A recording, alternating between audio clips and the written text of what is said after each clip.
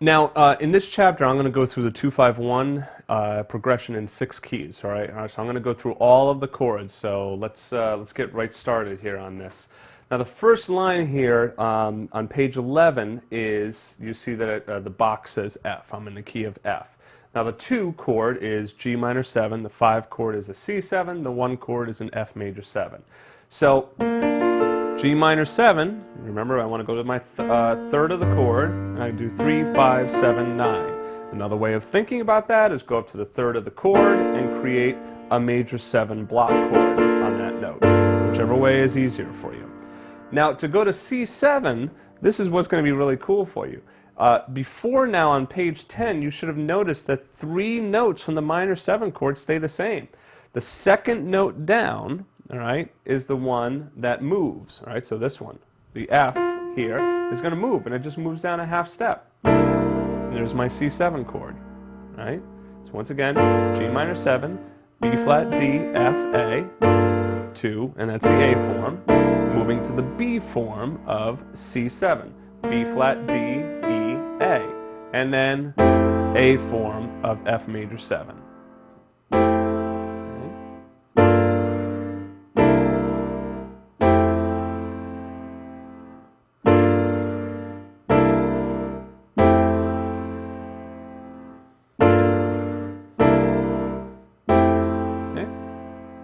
Now, let's move on to the key of G. Now, instead of starting on the A form for A minor 7, this time I'm going to start on the B form.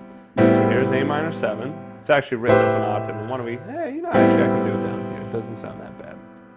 Okay. Always use your ear to know, you know, does it sound okay down here? It doesn't sound too tense. Now this would sound too tense. All right, so A minor 7. Then to move to D7, it's still going to be one note, but it's not that second note down. This time, since I'm on my B form, my thumb is going to move down. Okay. Now, you might be wondering, oh geez, how am I going to remember which note moves down? Is it the second note down? Is it the thumb? What is it? All right, take a look at what's happening here.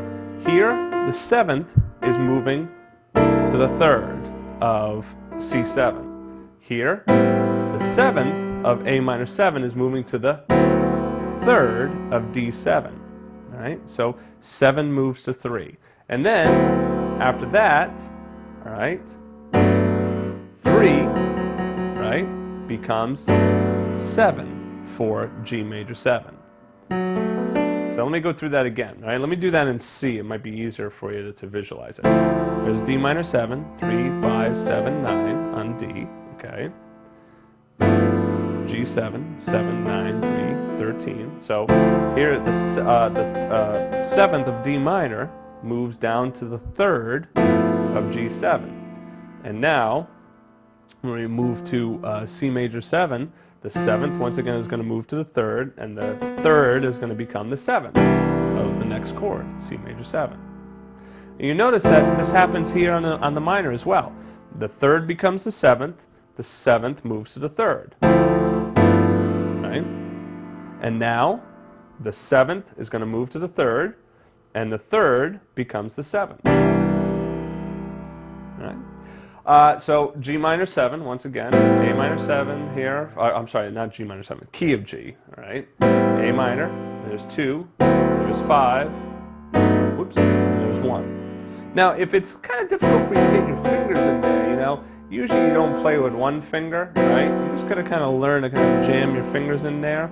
You can also take out the 13th if it's really uncomfortable for you. All right, now let's move on to the key of D. We have E minor 7, 3, 5, 7, 9. You want to know what the 3rd, the 5th, the 7th, the 9th of your chords are, all right? So you want to know that, excuse me, you know, the 3 for E minor 7 is a G. You want to know the 5th is B. You want to know the 7th is D. Once again, I said, you know, we might call it flat 7, flat 3, or just call it 3 and 7. On a minor chord, it's going to be the flat 3rd. It's going to be the flat 7th, okay? So the 3rd of E minor is G. The 7th is a D, all right? You want to get to know these notes and these numerals very quickly. All right, so E minor 7, and then the 7th of E minor 7 is going to move to the 3rd of A7, and then D major 7. Right? So E minor 7, A7, D major 7. Now, moving on to the next one, B flat, C minor 7. So the 7th is going to move down to the 3rd for F7, and then we're going to move everything right on down here, right? So the 3rd of F7 is going to stay there, and it's going to become the 7th of B flat, all right? And the 7th here is going to move down to the 3rd B flat. This will start to make sense to you. If you're confused right now, it'll start to make sense as you go through 2-5-1s more and more. And don't forget, you're just going to start to know these chords under your hands, all right? And that's okay. You're not going to have to think theory all of the time. If you did, then you would get bogged down and your brain would get soaked up just trying to think theory rather than thinking about, well, let me make some music, all right? It's kind of like, riding a bike. After you get the concept down and the balance stuff, you don't think about your balance anymore. And if you actually did, you might fall and hurt yourself. So by practicing these a lot, they'll start to become second nature for you. Okay. Next one, key of E flat. 2 chord is F minor 7. And I move over to my B flat 7. Notice it was just one note moving once again. And then E flat major 7. Now all of the notes move except for that second finger, right? Key of A flat, B flat minor 7 is your 2 chord, to E flat 7, to A flat 7, A flat major 7. Now let me show you one quick trick. I'm going to talk about this more in a reharmonization DVD, but look what happens if I, instead of going G minor 7, C7 to F major 7, I'm going to keep the right hand, all the notes are going to stay the same in the right hand, but look what I do in the left hand.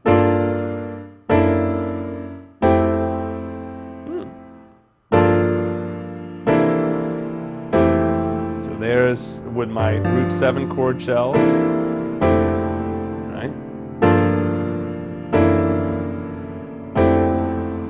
So what I did here was I did a tritone substitution, okay? Instead of playing C, I went to the tritone and I used that as my bass note.